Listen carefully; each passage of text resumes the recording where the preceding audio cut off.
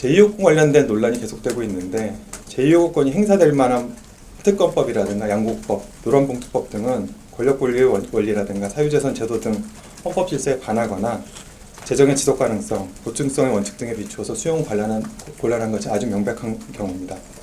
상법 개정은 그런 이슈가 아닙니다.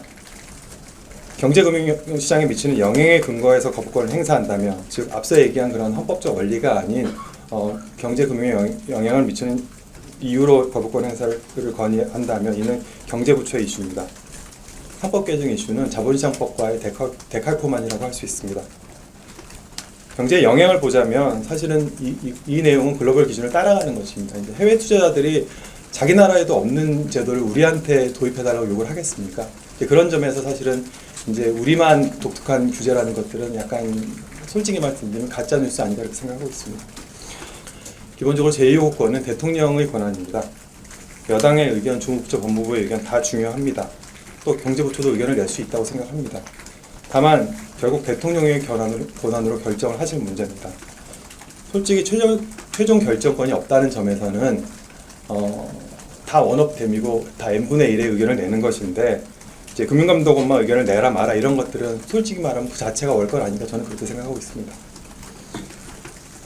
저는 대통령으로부터 지시를 받은 자본시장 선진화, 지배구조 고도화 이슈를 추진해야 될 책임이 있는 사람이고 대통령 본인께서 저희 건의와 달리 제2호권을 행사하시더라도 당연히 그것은 대통령의 권한을 행사하는 것이고 그 결정을 저희의 결정으로 따를 것입니다.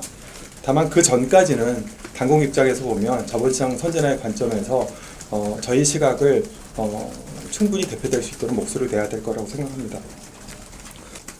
솔직히 저는 자본시장 선진화와 관련돼서 모든 거를 걸고 험한 길을 마다하지 않겠다고 지금 나서고 있는 상황인데 솔직히 다른 말씀을 하신 분들께서는 무엇을 걸 것인지 한번 저랑 같이 말씀을 나눠보시자고 한번 말씀드리고 싶습니다. 같은 차원에서 사실은 이 자리를 빌어서 우리 한경협 측에 공개적인 열린 토론을 제안하겠습니다. 이게 사실은 권한대행이 그러니까 부총리께서 하시는 거지만 대통령 권한대행으로서 권리 행사하는 것이고 사실은 대통령님과의 소통 내용이라든가 의사교환 내용은 사실 심지어 제가 이제 대통령께서 지시하셔서 지배구조 선진화를 추진하고 있다는 얘기를 하는 것도 사실 제가 좀 부담스럽거든요.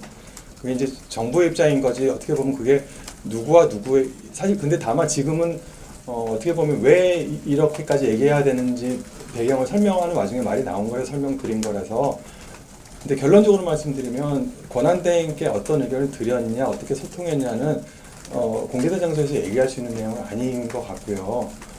어쨌든 제가 권한대행께서도 대통령의 권한을 행사하시는 분이기 때문에 대통령께 보고 드리거나 내지는 대통령께서 지시하신 것을 따르는 같은 마음가짐으로 지금 저는 그냥 업무에 임하고 있다고 제가 드릴 수 있는 말씀은 그 정도인 것 같고요.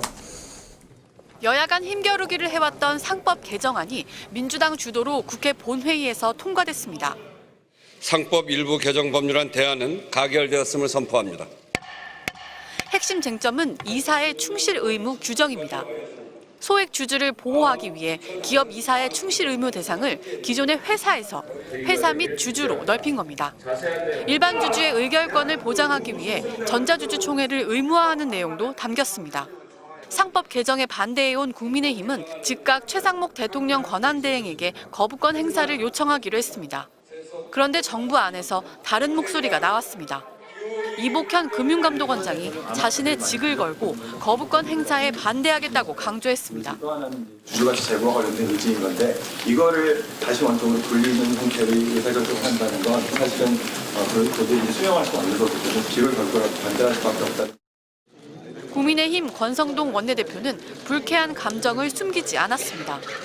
검찰 출신인 이복현 원장을 겨냥해 검사 때 습관이 나온다고 쏘아붙였습니다. 올바르지 않은 태도입니다. 검사 때 자기 하고 싶은 대로 하던 그 습관이 지금 금감원장이라는 막중한 그런 자리에서도 나오는 것 같아서 안타깝고 상법 개정안이 통과되자 대한상의와 한국경제인협회 등 경제단체들은 강하게 반발했습니다. 경영진을 겨냥한 소송이 남발될 수 있고 기업 활동이 위축된다는 겁니다. 반면 시민단체들은 우리 기업의 불투명한 지배구조와 대주주의 전횡을 바로잡는 첫걸음이 될 것이라며 신속한 시행을 촉구했습니다. 이번 상법 개정안에선 그간 재계가 강력하게 반대해온 집중투표제의 의무화 조항은 빠졌습니다. MBC 뉴스 박소희입니다.